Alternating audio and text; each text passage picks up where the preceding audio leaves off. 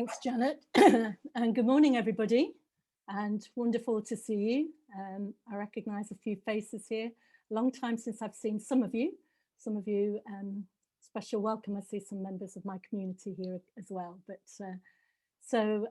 yeah, delighted to be with you. I'm Mary Deane, presentation sister. And can you all hear me, by the way? Are you all able to hear? Okay. A bit louder. Okay, is that a little bit better? Yeah, okay. Yeah, I'm coming to you from a place called Shirebrook, which is north of Mansfield and south of Chesterfield, former mining town, small town here in North Nottinghamshire on the edge of Derbyshire. I would have lived in Coventry for a number of years, also in Birmingham and Redditch. So, up to, yeah, a lot of years spent in Birmingham. So it brings back lots of memories and it's lovely seeing some faces and reconnecting with you. So I'm delighted to be here this morning. And you have to say, when you get, invited to do things and you say yes, and then you think, what on earth did I say yes for, as you begin to. But I think the theme of today really came, I suppose it's really out of the experience that we're all immersed in. For many of us, there's been a lot of isolation this year. And it was really to connect again with that whole sense of communion, of community that we're all part of. And putting ourselves and reminding ourselves that we're part of a much larger community of life. And all I'm offering today are some reflections. And I know here in this space, there's a lot of people who have a lot of wisdom. And I would hope that during this time together, there'll be opportunity to share wisdom that you would have, and maybe ways that we can help each other grow in this understanding, grow in this spirituality, and really how this impacts us towards action and right relationships into the future. So I'm just going to start by inviting us to bring ourselves aware of the space. I know it's a virtual space, but we are connecting together. I did probably forget to ask you to bring a candle, but I'm just lighting a candle. If you've got one, that would be great. But just to remind us that as we gather, we invoke, recognize the holy presence within each of us and the light within each of us. I'm just going to invite us to spend a few moments just getting in touch with our own breath, just breathing, reminding ourselves that we are immersed in that sacred mystery and held in that sacred mystery. So just spend a little time connecting with your own breath, breathing in that sense of peace, breathing in whatever it is that you need at this moment, allowing that breath to flow in and through you. And breathing out maybe any anxiety, any concerns, any worries, and just allowing that breath to flow in and through you. And I'm just going to play a short chant just to bring us mindful of our breath. So just become mindful of your own breath, your own breathing, your own life.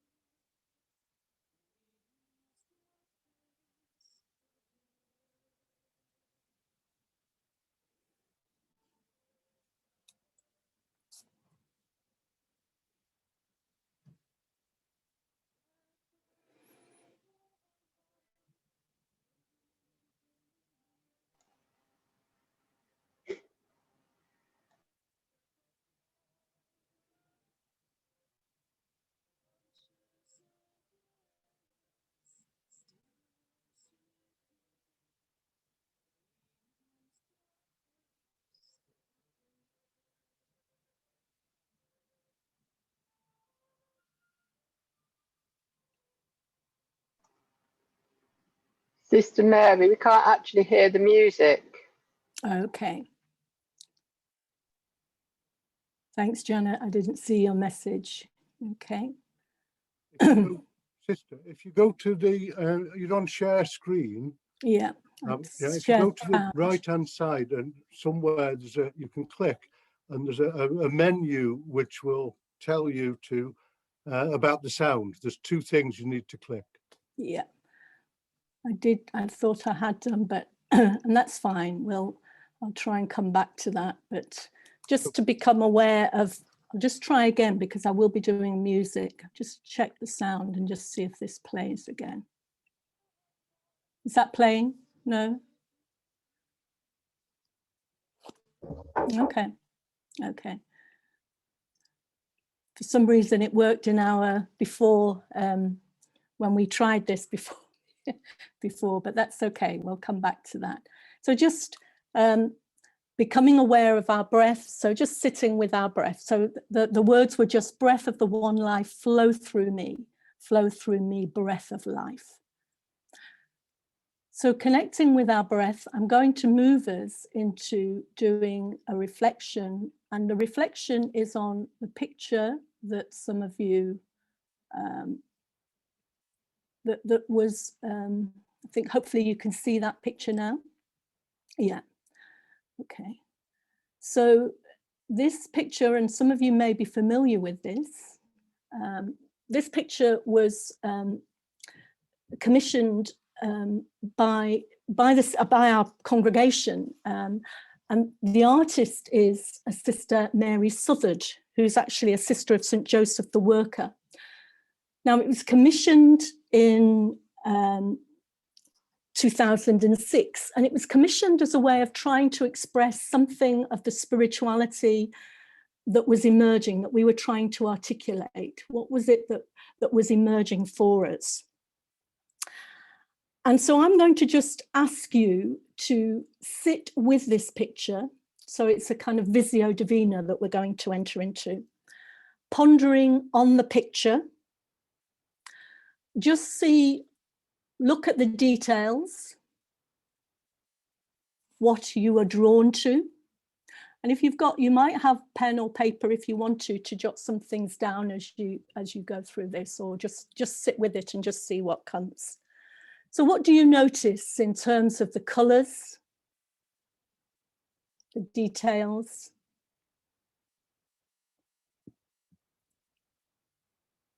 What do you see?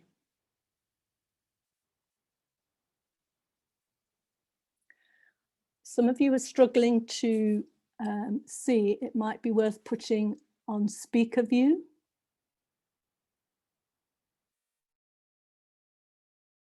That's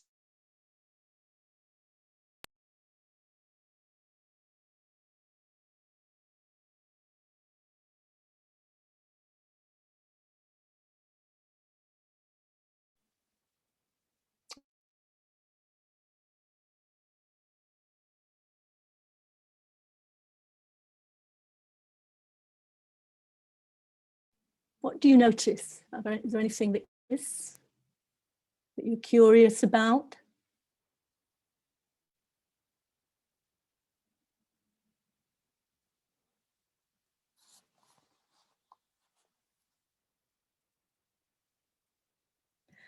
If you were to place yourself in this picture, where would you situate yourself? Where would you go?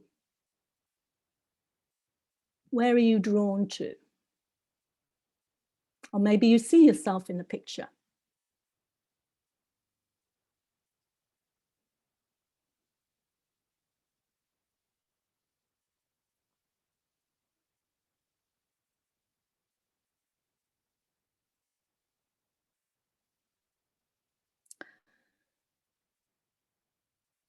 Does it stir within you? Any thoughts? Any feelings? Any words? Hopes? Needs? Or desires?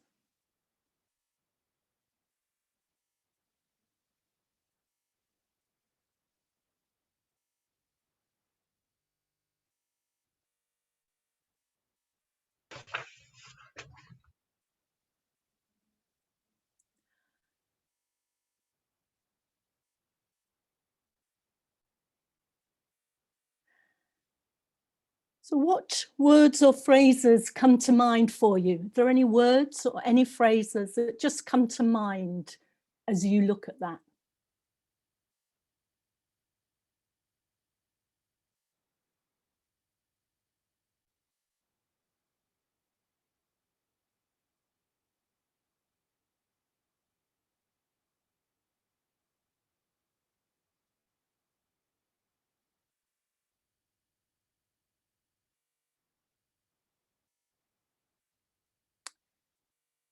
And are there any scripture passages that come to mind? Any words from scripture?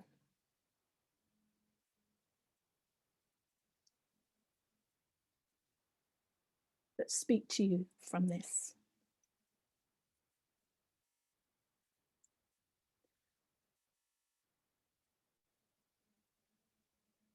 I'm just going to give you a few more minutes with that, with the reflection, and then just if there's anything that you want to write down or just capture, maybe a word or a phrase or a word of scripture, whatever's staying with you.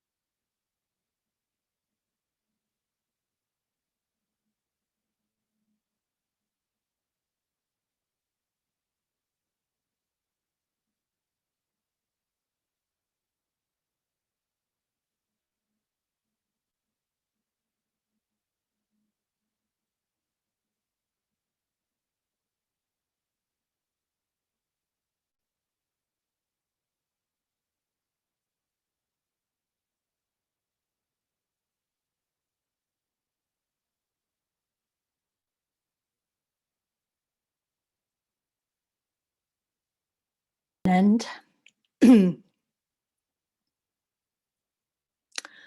so we're now going to invite you to go into breakout groups. So thank you. And I hope you've all, well, at least you've all met somebody else and just chatted with somebody. And thank you. A few of you have already begun to put some words or reflections into the chat box. Obviously, if anybody else would like to do that, it's fine. But I'm just offering this as a space if anybody would just like to offer any words or anything that came, or any scripture passages or anything from the reflection. So whenever anybody would like to just offer that.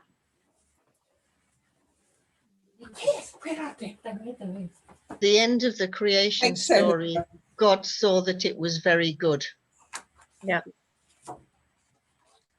Who was that? Just sorry, would you just say your name just so I know it's just Oh, sorry, Jennifer Cummings. Thank you, Jennifer. Thank you. Just Janet Marshall, sharing bread at the Eucharist, but also sharing outside of the resources for the rest of the world. Okay. Creation, basically.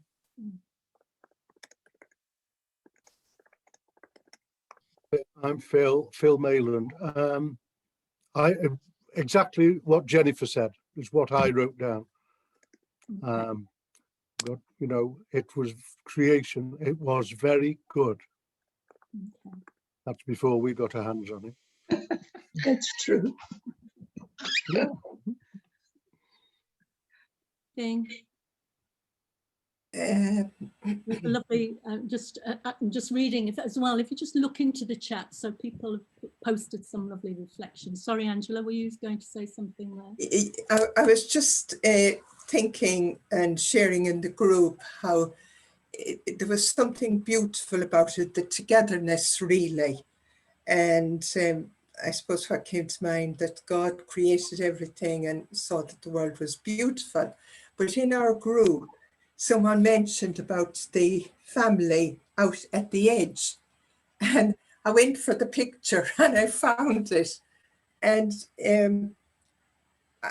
I was wondering, they seemed a little bit outside, even though they're not. And I was wondering about if there was any significance there. Maybe we just asked that question, who are on the edges? Yeah. Right. That's what I was getting at. Yeah. Even as we move into the day. Yeah, we can be very insular, you know, in our own little bubble and not actually see outside what is happening, Okay, so you know, and tapping into it and doing the best we can to try and help. hold that, but that's, thank you.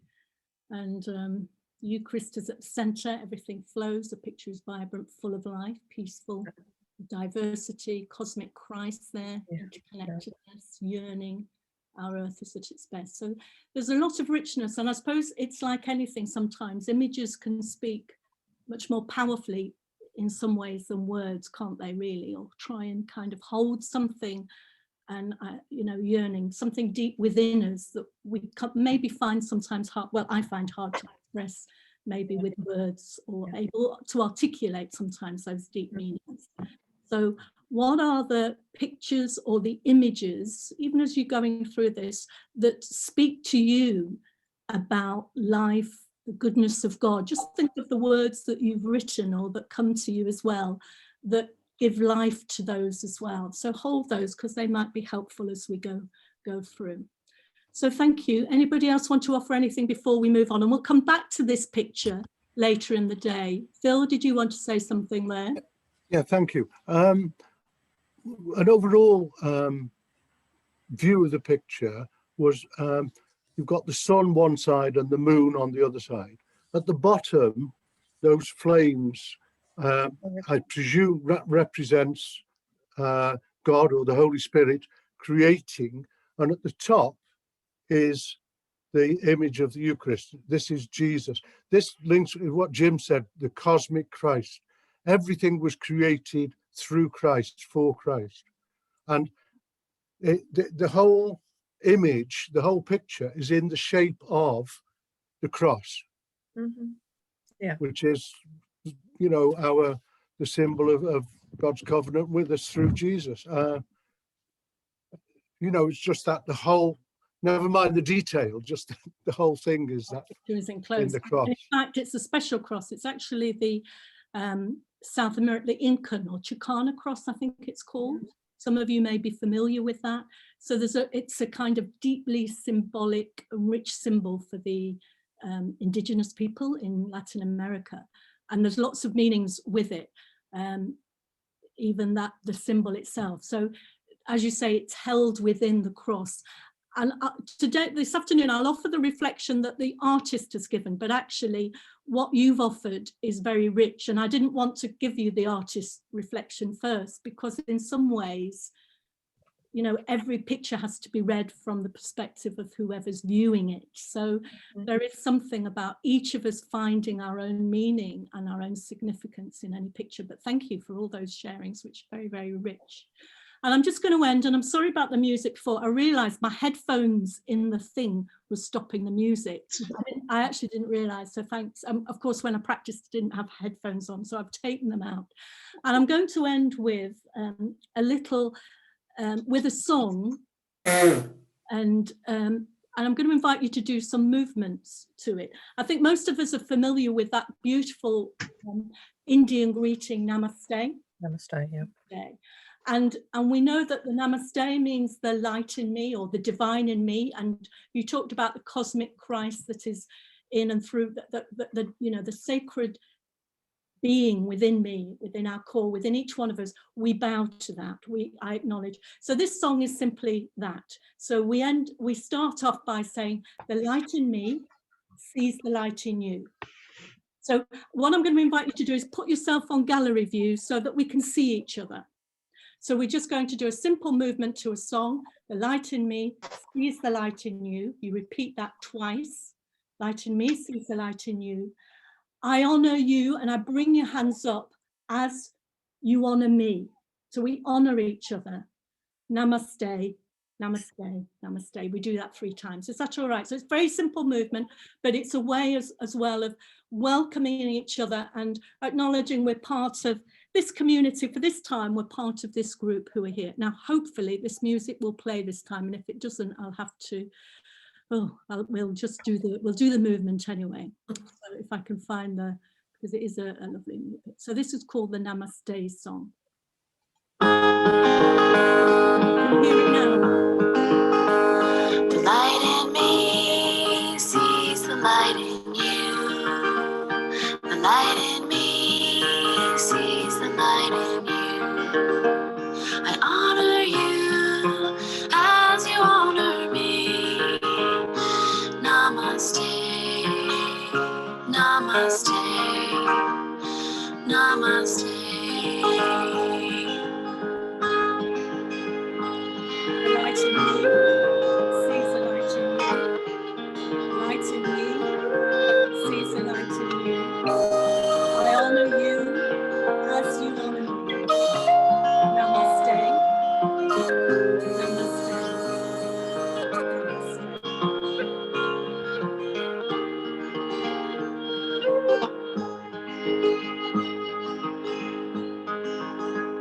The light in me sees the light in you. The light in me sees the light in you. I honor you as you honor me. Namaste, namaste, namaste.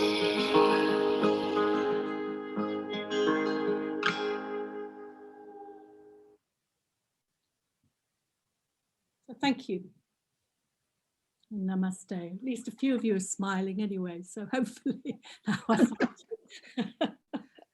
lovely. Isn't it a lovely song? It is, yes, beautiful.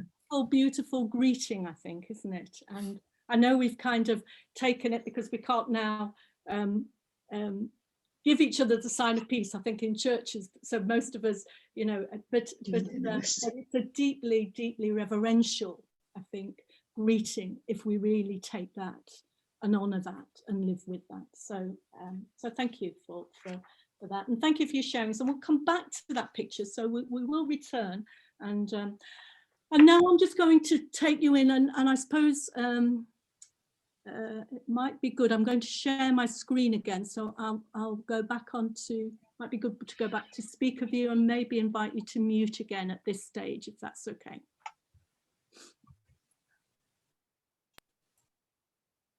See if I can share this time.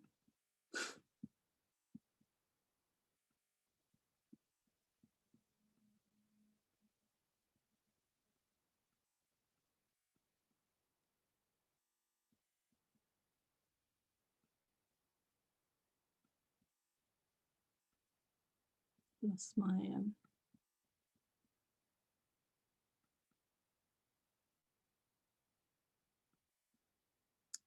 try again. Okay,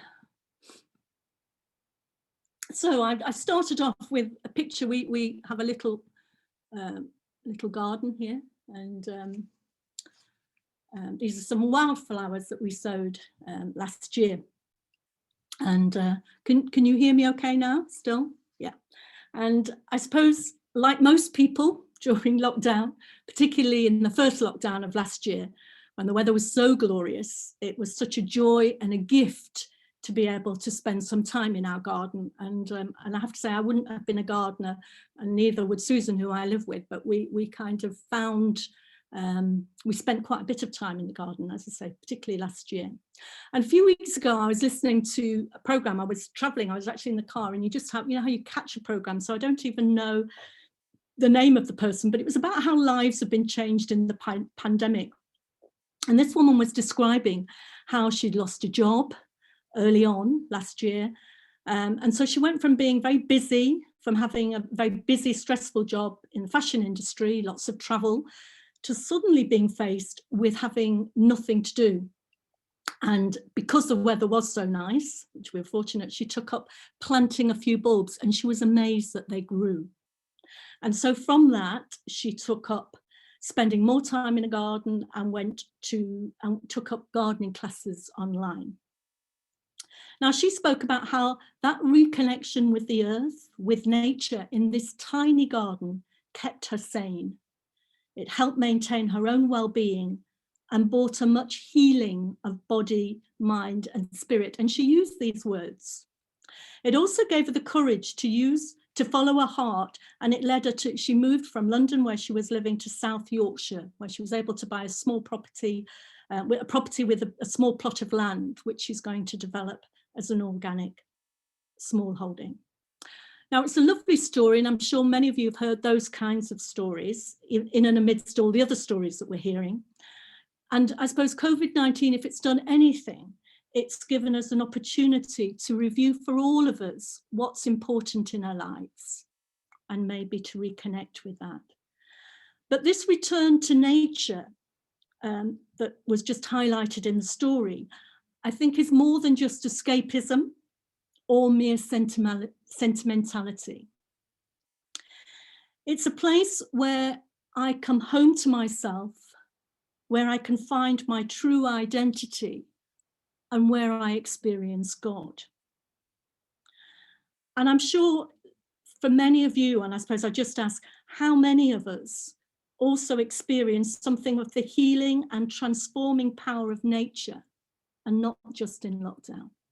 And I know certainly a few of you I know here are kind of wonderful gardeners and keen gardeners, but it's you know, how much healing and transformation, and even just to be able to share that. And I think there were, I remember, and I didn't hear them, but there was lots of, I think there was some people podcasting about just being in the garden, and how some of those went viral, some of those podcasts. And it was just people doing ordinary things in the garden that you probably do every year, but suddenly people became more aware, I think, of the importance of nature and of our gardens.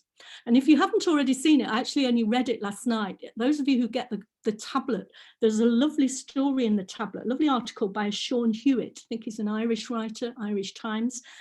And he picks up the theme because he talked about how the devastation he felt when his father died last year, and really how nature helped to console him, and how helped to yeah, it's a beautiful, beautiful story, actually. And as I say, I only read it last night, just before.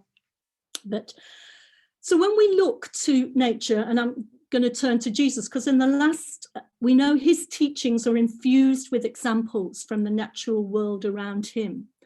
And, you know, the last couple of weeks of Lent, we had two images, very powerful images, really, which are very much part of the, oh gosh, sorry, my pictures have gone astray. Don't know if you can see that. The two images that I wanted to, just going to, let's move this in a bit, try again. Okay. Two images there that from the scriptures of the last 2 weeks, which are very recurrent themes in scripture, in the life of Jesus, and in many religious traditions. That's the desert and the mountaintop. And Jesus, we know that Jesus went alone into the desert. And when Mark tells us he was tempted by Satan, he was with the wild animals, and the angels ministered to him. And I think when I, looking for a picture of the desert there, I think we also know that deserts aren't empty spaces, and that at times deserts can bloom with amazing variety and colour. So there is something about the desert, even what a desert evokes for you, even if you've never been to the desert, what does a desert evoke within you? In the Transfiguration, Jesus went up a high mountain together with his close disciples, Peter, James, and John. And there he had that encounter where he was transfigured, encounter with Elijah and Moses, where he heard the voice from heaven, "This is my son, the beloved, listen to him."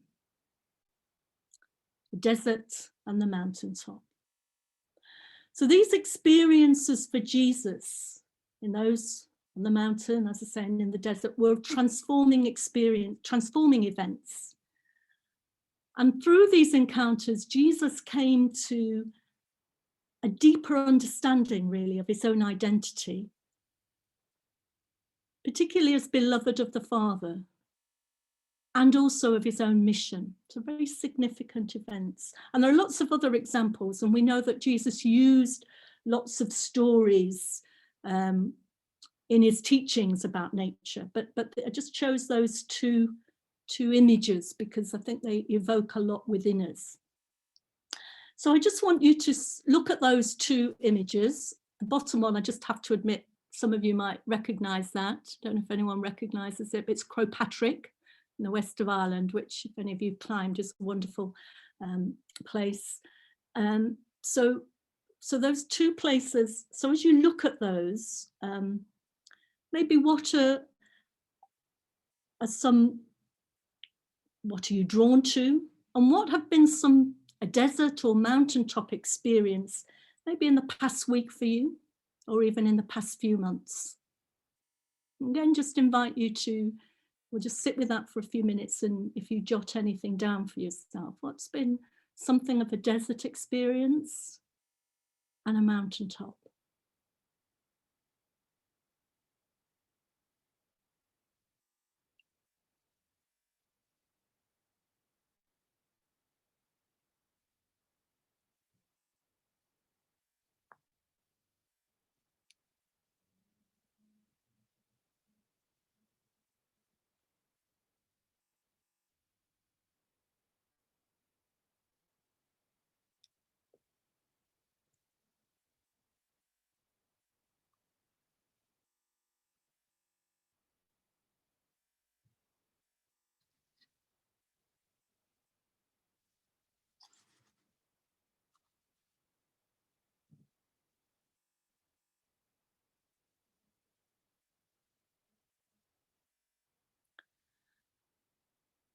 As I say, nature is a place of healing, transformation, encounter with God.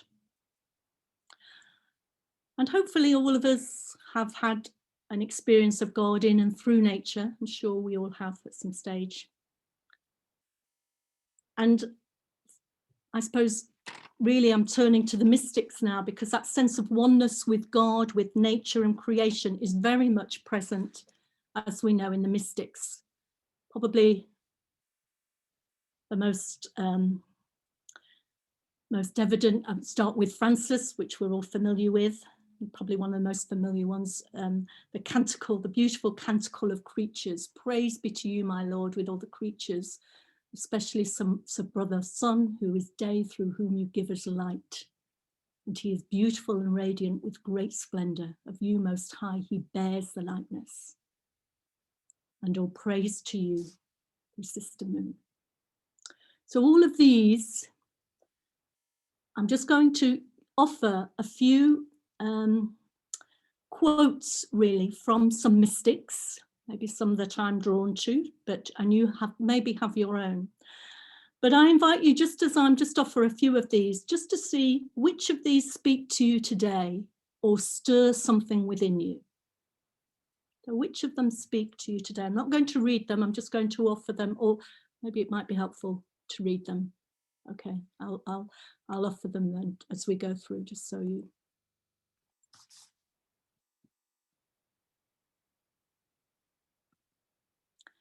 Everything that is in the heavens, on the earth and under the earth is penetrated with connectedness, is penetrated with relatedness. Hildegard.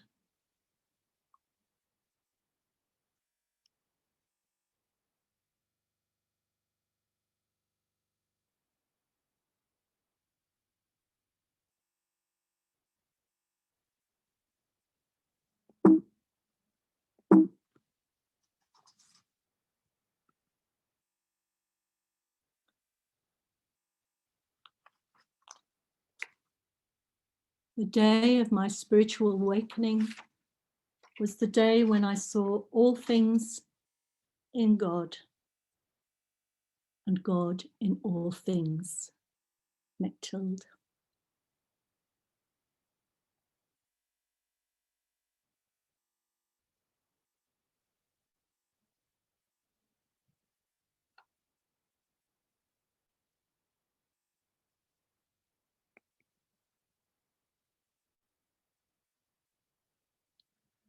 The soul is in God and God is in the soul, as the fish is in the sea and the sea is in the fish.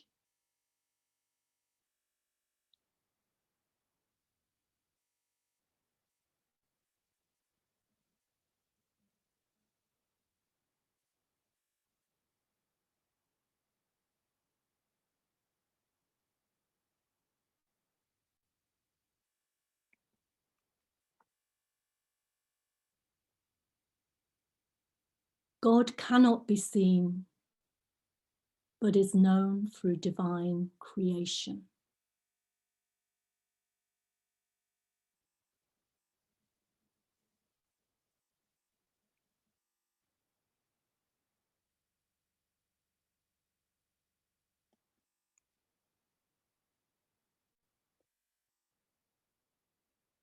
The ground of God and the ground of the human soul are the same.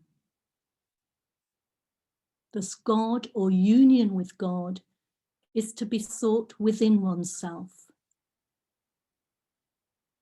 Here occurs the birth of God's Son in soul. Meister Eckhart.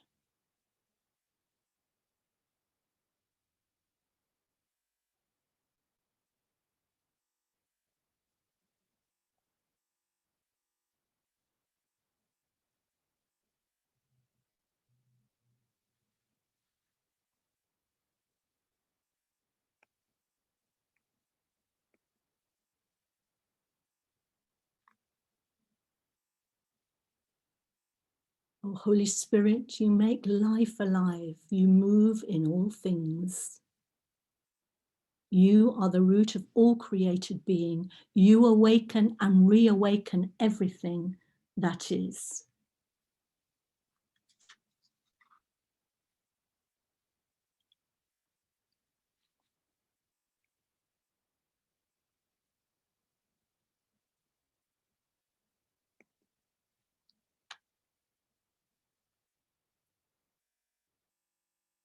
And Julian, we are in God and God is in us.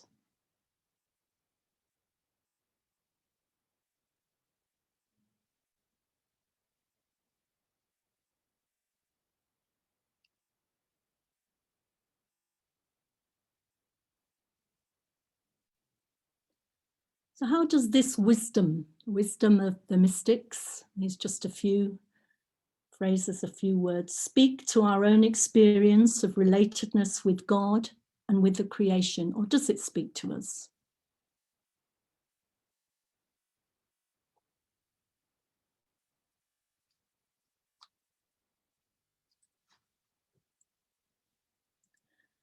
I suppose I'm mindful today that many people are deprived of contact with nature, especially those living in large cities and overcrowded living conditions. And as always, we know that those who are poor suffer the most deprivation. So we just hold this, even as we're talking about nature and oneness. As I said earlier, identifying with nature and the universe as a whole is not an optional extra. But it's intrinsic to understanding my identity, my true self. And being part of nature is my basic identity and needs to be more than just words.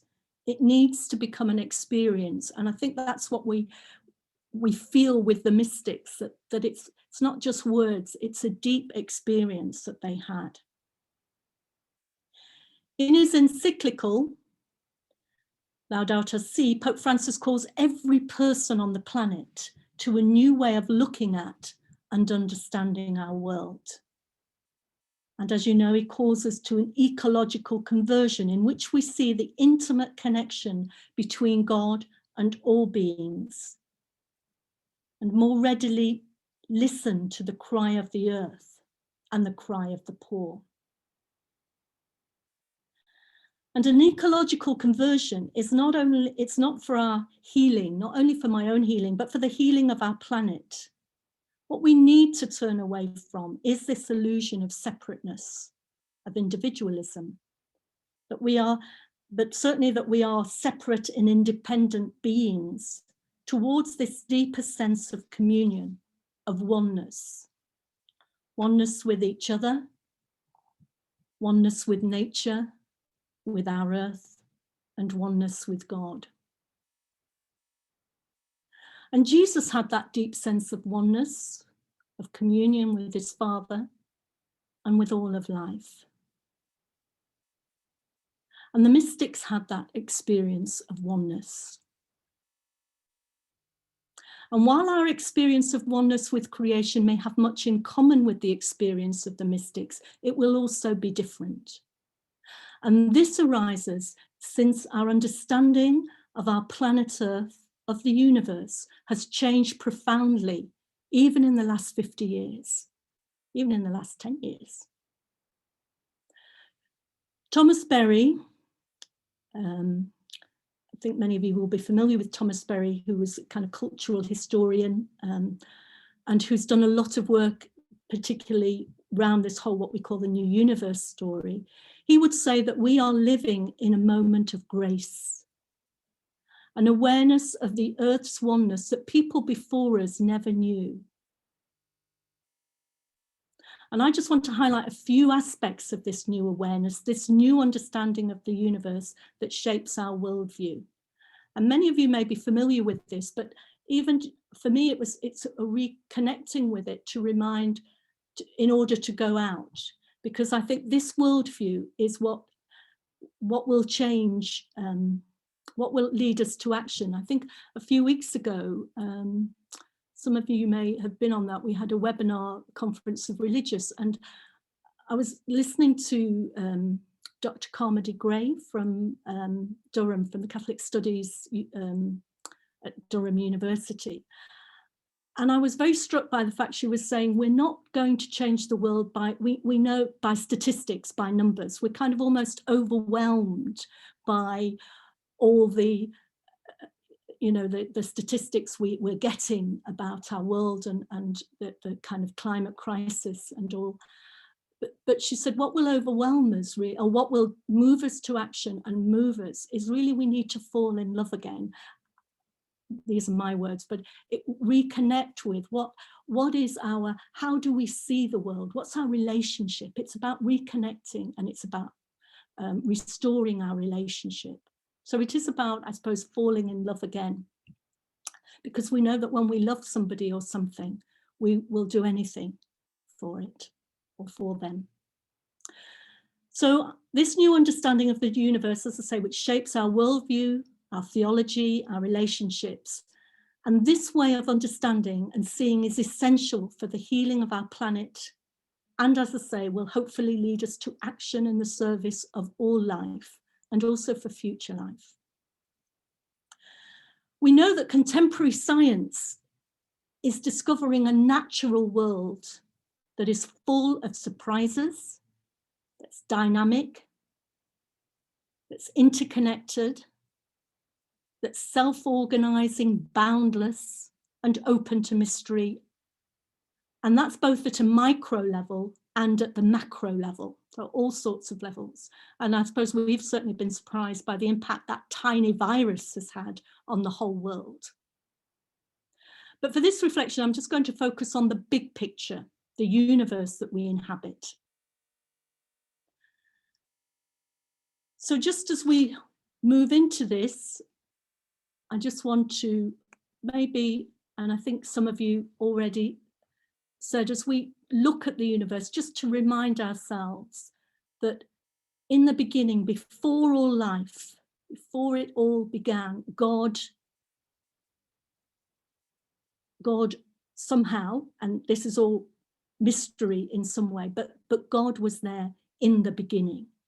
So as we go through this story, which is probably a story influenced much by science, we acknowledge that God is present in and through all of this story from the beginning. So what do we know about our universe? And I'm sure we know lots of things, but some of the things just to highlight as we move into that we know the universe, we know it's old. And you would say, well, we knew that anyway, but we now know that it's amazingly old or unimaginably old, just 13.8 billion years ago. Can't even imagine what that means really.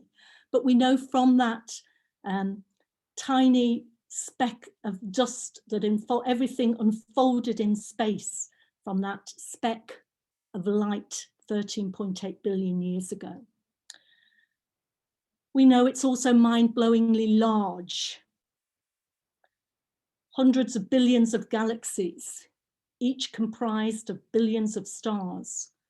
Nobody knows how many moons and planets. And we just inhabit a small planet on a medium-sized star towards the edge of one spiral galaxy. So we're a tiny speck in this huge universe. And as we now know there could be other planets where there's other life on. So we don't know what will emerge even in this whole unfolding, dynamic and interconnected universe. So this dynamic universe, we know that out of that initial flaring forth, out of that Big Bang, the stars, out of the stardust, we have the earth, out of the earth, we have the single-celled creatures. Out of evolutionary life, I should be taking you through some of these, sorry. Realize. So out of this continually expanding universe, we get greater diversity, greater complexity unfolding until eventually we emerge as an integral part of this universe story. The physicist David Bohm describes this reality as undivided wholeness in flowing movement. The universe is like a mighty river in flow, and from that single stream, smaller streams emerge. These are to be celebrated and cherished, each one absolutely unique, never to be repeated again. That blade of grass, that autumn leaf, your life and my life. Then we dissolve, merging back into the flow, our constituent parts to emerge again in new foundations further down the river.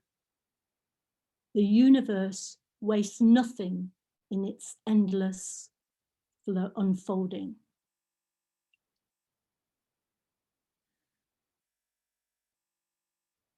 So as we see that from the very beginning, that mighty flow, that's a lovely image, I think, of that like a river, a pattern of life and death in that unfolding, a pattern of life, of death, of new life emerging from dying, of sacrifice is embedded in the unfolding universe. New life emerging from dying. We know that our planet, Earth, is only 4.6 billion years old. And that was when that aging first star, generation star, exploded, spewing out elements that eventually formed our solar system and the sun and planets. And we have emerged very recently in this whole evolutionary process. So we kind of know this, but these are huge numbers. And as humans, we have that self-awareness and the capacity to reflect on the universe and on Earth.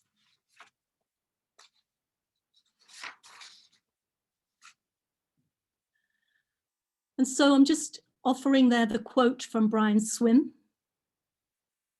that awareness that the human person, rather than is separate within the world, is this culminating presence of billions of years.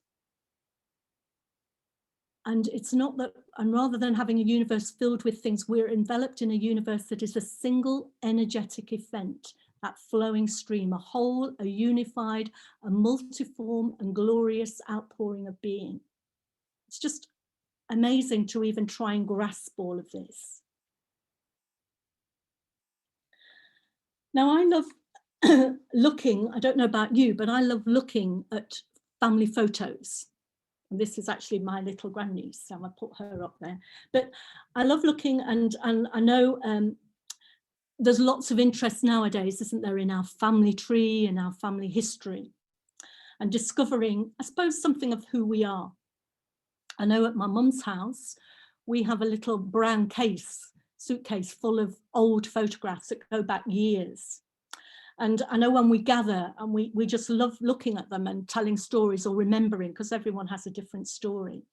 And I suppose it's a sad reality that when the generation before us have gone, we quickly lose the memory of those who've gone before us. And that's true in our family. And I know it's true really sometimes even within our own religious communities. How do we keep the memories alive? And I don't know about you, but I always find it strange when I see pictures of myself as a baby or as a young child even, because it's kind of hard to believe that I'm looking at myself. Was I really like that? Is it really me? What was I thinking and feeling at that time? And there can be a sense of awe and mystery around that and wondering. And I'm sure, I know we would say deep within us, somewhere deep in us, we carry the memory of this and many other memories that are woven into the story of who we are. And most of us, and I share that story because I think most of us love looking at stars. Hopefully you do. I love looking at stars. Because when we look at the stars, we're also connecting with our ancestors. We're reconnecting with the memories of our deep story. And we're reminding ourselves that we are indeed from the dust of the stars. So looking at stars isn't just stargazing, is maybe a hobby or something we're drawn to, but in some mysterious way, we're gazing at ourselves from, we're gazing at an earlier version of ourselves. We are the universe becoming conscious of ourselves. And one of the treasures that the astronauts brought back from the moon was the images of the Earth. And there are some fabulous images. And probably the most familiar one that we have is the one that was from 1972. I think most of you are familiar with that. And it's only 1972 we saw this picture. And it was the Apollo 17 crew on their way to the moon. I think it was taken out of the window. And there are some beautiful quotes from the astronauts, various astronauts who've gone up on various missions, sharing. I think many of them have discovered it's almost like we having gone away from the Earth to look back and to look at the beauty of it, the fragility of it, and the vulnerability of it. And that lovely quote there from Sultan bin Salman Al Saud, I can't pronounce Saud, sorry. He's Saudi Arabian astronaut, and who was in one of the space stations. The first day we all pointed at our countries The third or fourth day, we were pointing at our continents. By the fifth day, we were aware of only one Earth.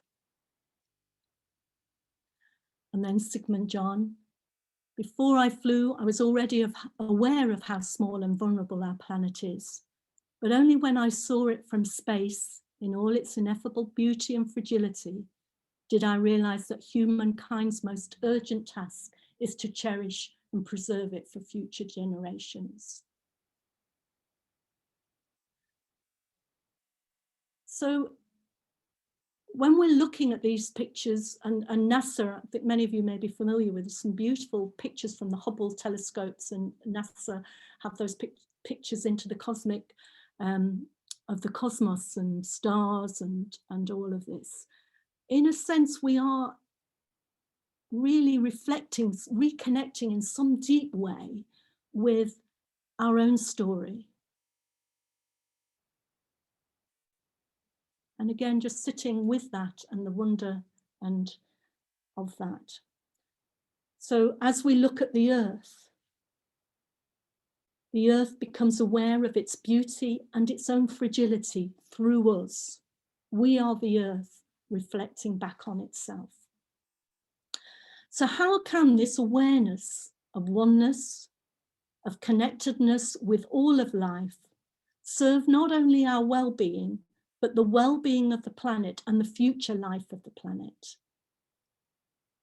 And I'm going to further explore 3 cosmic principles that are embedded and permeate every part of the universe from the very beginning. And I think these 3 principles, you'd be familiar with them, but I think they have something to offer us as we move forward. And these 3 cosmic principles, as I say, they're the fundamental laws that give direction to what's emerging. And I think they can help us, guide us, both in our own journey, inner and our outer journey, as we move forward. And these 3 principles are differentiation, diversity, interiority, essence, and communion, which is community and interconnectedness. And all of those words were offered this morning as you reflected on that picture. Those words were offered in different ways. And without those 3 principles, there would not be a universe. So these are embedded in every part of the universe. So just to kind of highlight some of those, I think they offer learnings as we face the many challenges of today, and even for ourselves. So we know diversity. The universe doesn't repeat itself in anything, nothing, no 2 things are the same. As I say, both on the large scale, whether we're talking about galaxies, whether we're talking about species, nothing. And even if we're talking about, as we know, no 2 leaves are the same. And I just love that bit there, I had to put it in. That a zebra foal recognizes its mother by her stripes. So even within species, you know, that nothing is repeated. Each of us are unique, and we say we know that, we know we're unique, but isn't it marvelous to think that every single thing, being is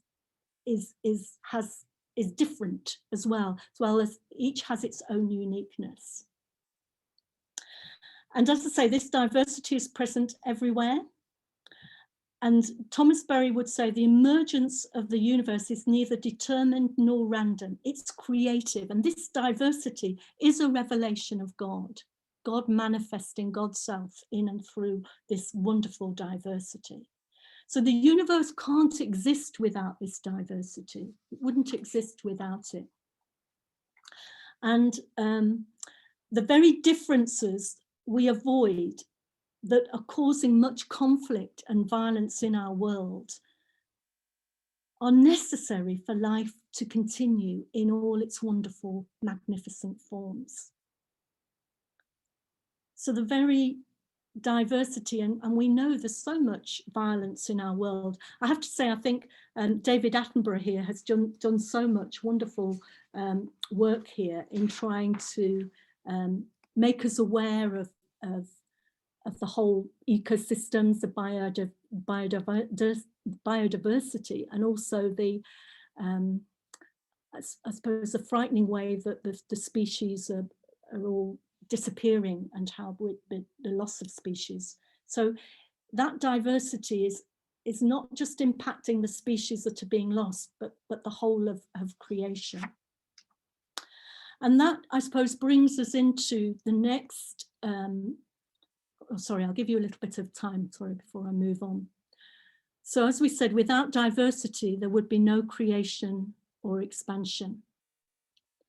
And just as we reflect on diversity, how do I experience it in my life? Do I experience diversity as a blessing, and where may it be a stumbling block for me? And we talk about having to, wanting to celebrate and appreciate the diversity that's around us. But we know that diversity, even on a social level, political level, there's all sorts of things, how that's causing so much violence in our world today. So just to sit with that for a minute and just to pause. How do I experience diversity? When do I experience it as a blessing? When do I experience diversity as a stumbling block?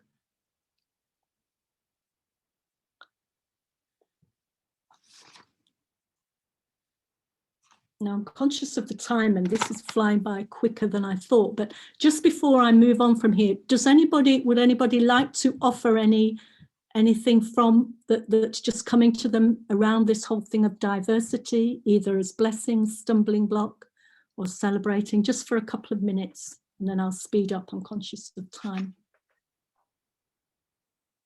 Anybody would like to offer anything? You'll have to unmute yourself if you do. And I'm struggling to see you if I don't. Okay.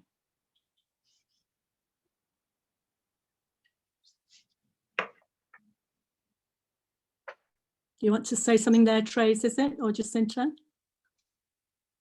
No. Sorry. Okay, that's okay. Okay, I'll move on then, just to hold those questions, and I'm going to just look at our next slide. Yeah. Subjective, essence, inner essence. I think I've got the wrong, it doesn't matter. We often talk about the essence of who we are, the core of who we are. It's that inner essence which distinguishes every human being and which is present throughout the universe.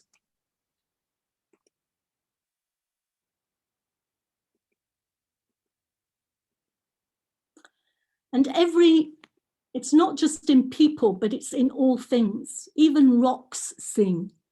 You could talk about the vibrations that penetrate rock. So it's not just in living beings, but in also all of life.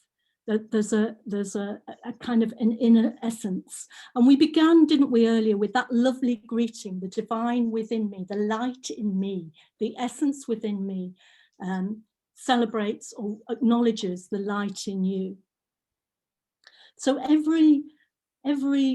as I say, it's not just in people, it's in bacteria, it's in all sorts of it's in every organism, is that sense of inner wisdom, intelligence, self-organizing, something, an essence, an inner core that is for that being, if you like, which is unique to that. And then that lovely just passage there from Laudato Si, that the universe unfolds in God who fills it completely. Hence there's a mystical meaning to be found in a leaf, a mountain trail, a dewdrop in a poor person's face. The ideal is not to pass from the exterior to the interior to discover the action of God in the soul, but also to discover God in all things.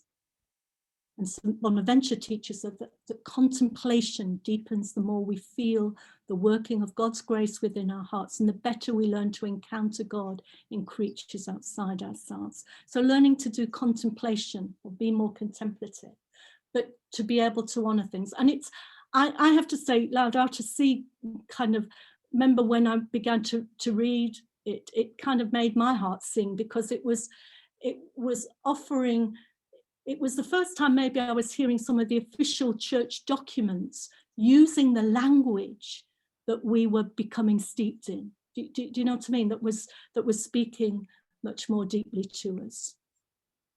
So as we reflect on that inner essence, when am I most at home in the mystery of who I am? And what are the practices that help me get in touch with the sacred essence of all beings? When I'm most at home, and what are the practices?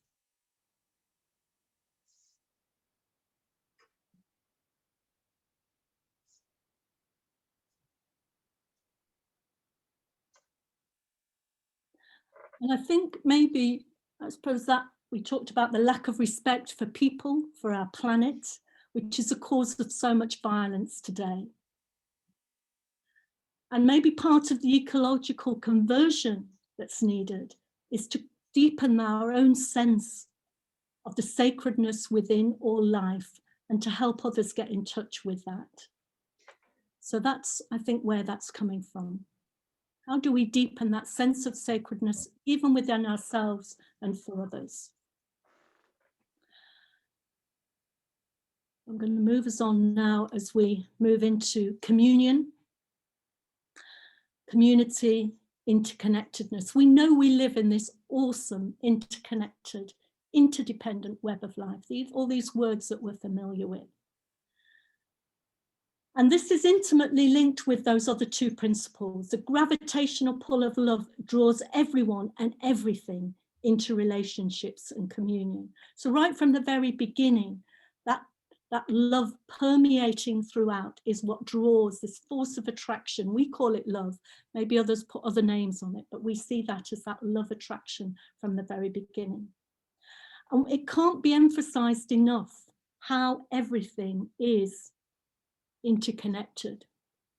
And again, from Laudato Si, time and space are not independent of one another. Not even atoms or subatomic particles are in isolation. So we are connected physically, chemically, and biologically. And we know that a good part of our genetic code is shared by living beings. And yet it's amazing that there's still some people who are denying some of this, even though we know it. But there is, so it's, but how do we live with this knowledge? If we know this, how does that impact our relationship with God and our call to action? We are the universe in the form of a human, and we've said that we are the universe, and it's true for everyone.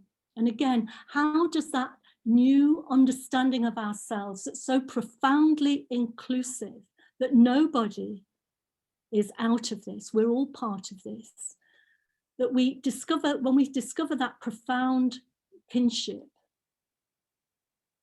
that no matter what being we're talking about on the planet, we are all related. And again, that we're related genetically, in terms of energy. And it's kind of overwhelming, isn't it? Well, it is just amazing, and you just even I can't get my head around it. And as I say, sometimes maybe we can't get our head around it, but we have to somehow feel it. And that feeling, that becoming aware of it, not just with our heads, which is hard, but somehow living into it. And that's, I think, what is needed, that change in a whole consciousness. And we're talking about this for ourselves, but for others, I think it's a wonderful gift. We often talk about when we come into the world, or somebody goes out of the world.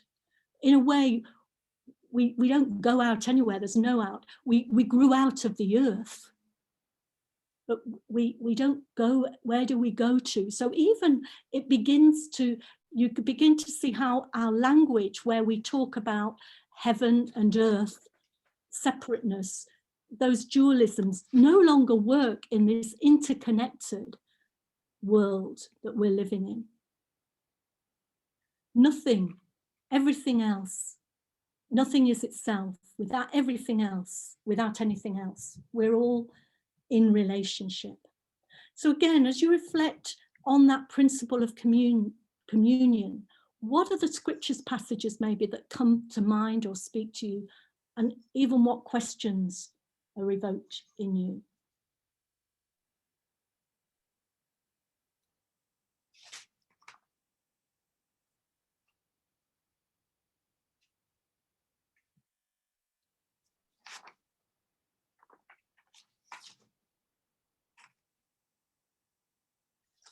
So as I said, these three cosmic principles are a new way of understanding, seeing and acting in a world that is torn apart by misunderstandings of the beauty of diversity, the holiness of essence, and the evolutionary pull of communion.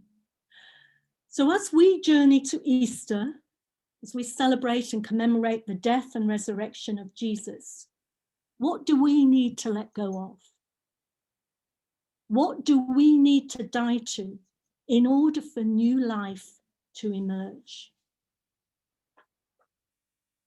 Mentioned earlier that Pope Francis says we need an ecological conversion in which we see the intimate connection between God and all beings and more readily listen to the cry of the earth and the cry of the poor.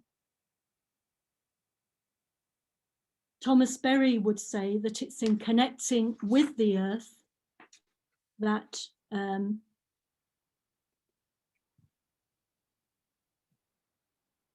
reconnecting with the earth, our challenge is to convert religion to the world rather than convert the world to religion.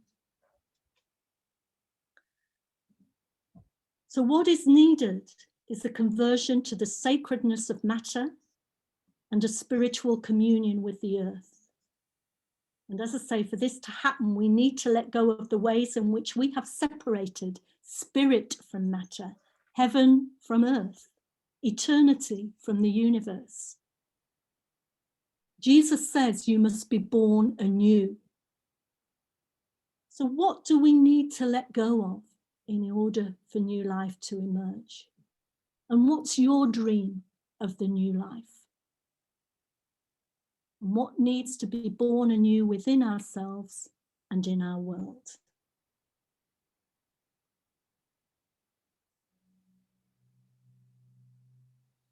And I'm going to leave you with those questions. I was conscious of the time.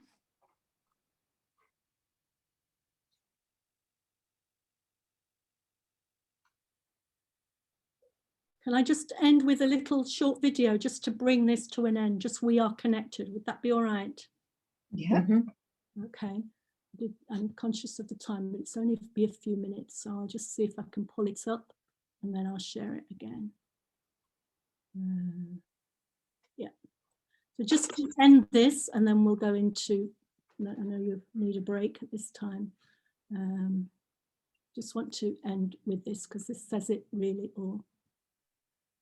We are connected like branches to the tree.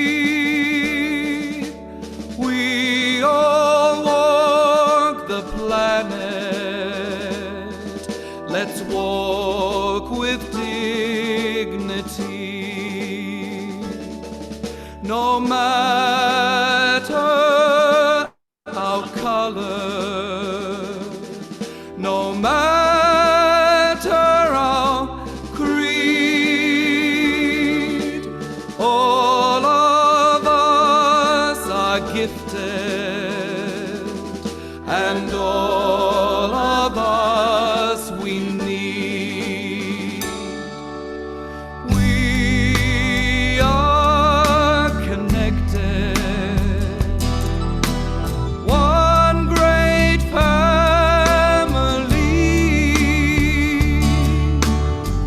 Let's light the fire together and let it shine for all to see.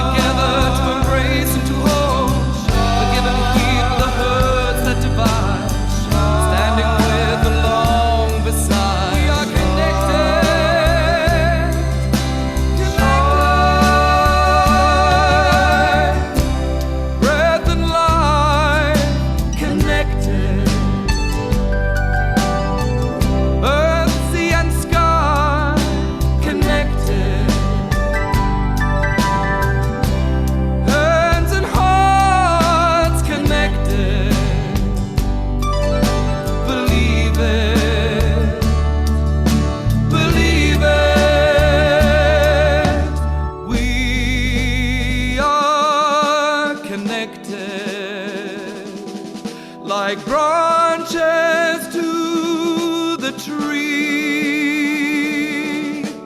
We all walk the planet. Let's walk with dignity. No matter our color, standing in the light. No matter our creed, all of us are gifted with love beside, and all of us we need.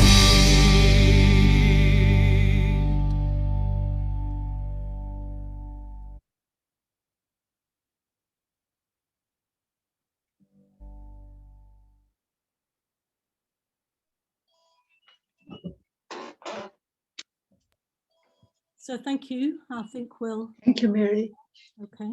So we'll take a break, and just, can I ask you when you come back for 1 o'clock, just to sit, there's lots of questions there. I know I did a lot of talking. Would you be able to bring some soil with you? We're going to do that little ritual. So if you can get some soil, if you can't go outside, even just take a bit of soil from a plant or something that's quite significant for you. So just bring a little bit of soil with you for this afternoon for our ritual. Is that okay?